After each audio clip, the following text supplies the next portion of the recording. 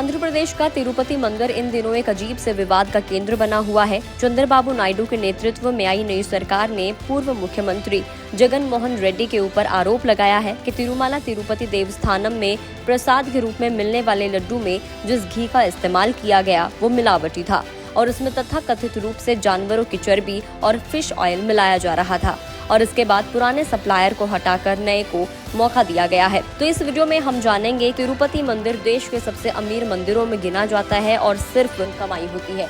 तो वीडियो में हम जानेंगे कि तिरुपति मंदिर की कमाई कितनी होती है, स्पेसिफिकली लड्डुओं से कितनी कमाई होती है और साथ ही जानेंगे कि लड्डू किस तरीके के बनाए जाते हैं और आपको ये भी बताएंगे कि किस कंपनी का नाम इसमें सामने आया है। तो सबसे बड़ा सवाल यही उठता है कि देश के सबसे अमीर मंदिरों में गिना जाने वाला तिरुपति मंदिर हर साल सिर्फ लड्डू प्रसाद से ही करीब 500 करोड़ रुपए की कमाई करता है। ऐसे में उसे ऐसी क्या दिक्कत थी कि जो सिर्फ 320 रुपए प्रति किलोग्राम की दर से तमिलनाडु के AR डेयरी फूड से गाय का घी खरीद रहा था। अब मंदिर में घी सप्लाई का ठेका कर्नाटक मिल्क फेडरेशन को दे दिया गया है, जो कि 475 रुपए प्रति किलोग्राम के हिसाब से घी दे रहा है। आपको बता दें कि तिरुपति मंदिर में रोजाना करीब 3 लाख लड्डू बनाने के लिए लगभग 1 टन बेसन, 10 टन चीनी, 700 किलो काजू, 500 किलोग्राम मिश्री और करीब 500 किलो घी का इस्तेमाल किया जाता है। हर लड्डू का वजन 175 ग्राम होना चाहिए। इन्हें फूड टेस्टिंग लैब से होकर भी गुजरना पड़ता है। इसका इतिहास करीब 300 साल पुराना है।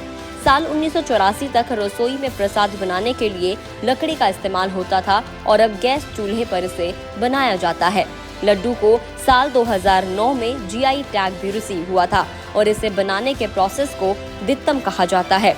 मंदिर में 3 तरह के लड्डू चढ़ाए जाते हैं। आस्थानम लड्डू सिर्फ विशेष उत्सव के दौरान ही तैयार होता है। इसके अलावा जो दूसरा लड्डू होता है वो होता है कल्याण उत्सवम। ये लड्डू अर्जित सेवा में भाग लेने वाले भक्तों को दिया जाता है। इसके अलावा जो तीसरे प्रकार का लड्डू है उसे प्रोक्तम कहा जाता है। प्रोक्तम लड्डू सभी दर्शनार्थियों को मिलता है। अब चलिए ये भी जान लेते हैं कि तिरुपति मंदिर, जो कि देश का सबसे अमीर मंदिर माना जाता है, उसकी कमाई कितनी है। तो इस मंदिर में हर दिन 50,000 से ज्यादा श्रद्धालु दर्शन करने आते हैं। तिरुपति बालाजी मंदिर भारत का सबसे अमीर और दुनिया के सबसे अमीर मंदिरों में से एक है। मंदिर की कुल संपत्ति 3 लाख करोड़ रुपए की है, जो कि कई मल्टीनेशनल कंपनियों की संपत्ति से भी ज्यादा है। बालाजी मंदिर को हुंडी से हर साल 1400 करोड़ रुपए की कमाई होती है। अगर सिर्फ साल 2023 की बात करें तो 2023 में 773 करोड़ की कीमत का 1031 किलो सोना भगवान वेंकटेश को चढ़ाया गया था।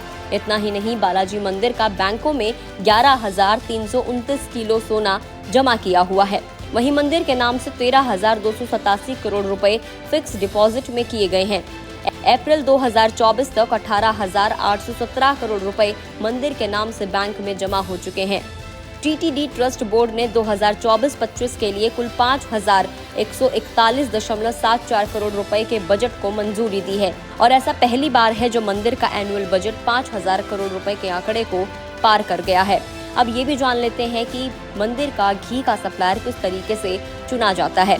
तो मंदिर में घी की सप्लाई के लिए टेंडर निकाला जाता है। TTD के पूर्व कार्यकारी अधिकारियों ने दावा किया है कि सबसे कम बोली लगाने वाले को ठेका दिया जाता है। हालांकि मंदिर प्रशासन के पुराने अधिकारियों का दावा है कि शुद्ध देसी घी की आपूर्ति के लिए ट्रस्ट के प्लांट में ही 550 देसी गायें भी हैं। इतना ही नहीं, मंदिर में आने वाले घी की जांच की भी व्यवस्था की गई है। मंदिर ट्रस्ट मैसूर के CFTRI लैब की मदद से घी की क्वालिटी चेक कराई जाती है। इस मामले में कर्नाटक मिल्क फेडरेशन, जो कि शुद्ध घी की सप्लाई करता है, उसने सफाई दी है कि वो जुलाई के बाद से ही घी सप्लाई कर रहा है। ऐसे में जिस सप्लायर पर उंगली उठी है उसका नाम AR डेयरी प्रोडक्ट लिमिटेड है। इस कंपनी का कहना है कि वो जांच के लिए तैयार है। उसके 4 ट्रक घी में कोई शिकायत नहीं है। 5वें ट्रक को रोका गया था।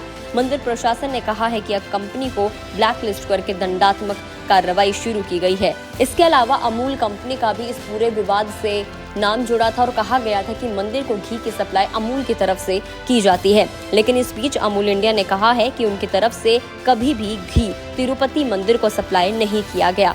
अमूल इंडिया ने शुक्रवार को कहा कि सोशल मीडिया पर ऐसी रिपोर्ट सामने आई है जिनमें कहा गया है कि तिरुपति मंदिर में हमारी तरफ से घी सप्लाई किया जाता था।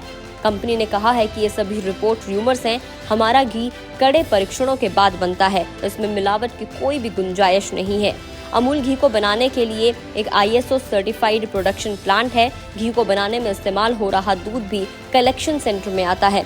यहाँ दूध की गुणवत्ता का भी परीक्षण किया जाता है और अमूल इंडिया FSSAI के सभी मानकों का पालन करते हुए अपने सारे प्रोडक्ट्स बनाती है। तो इस वीडियो में इतना ही। आपको ये जानकारी कैसी लगी कमेंट करके जरूर बताएं। अगर आप इस वीडियो को फेसबुक पर देख रहे हैं तो फेसबुक पेज को लाइक करें। यूट्यूब पर देख रहे हैं तो गुड होटल्स के यूट्यूब चैनल को सब्सक्राइब करना ना भूलें।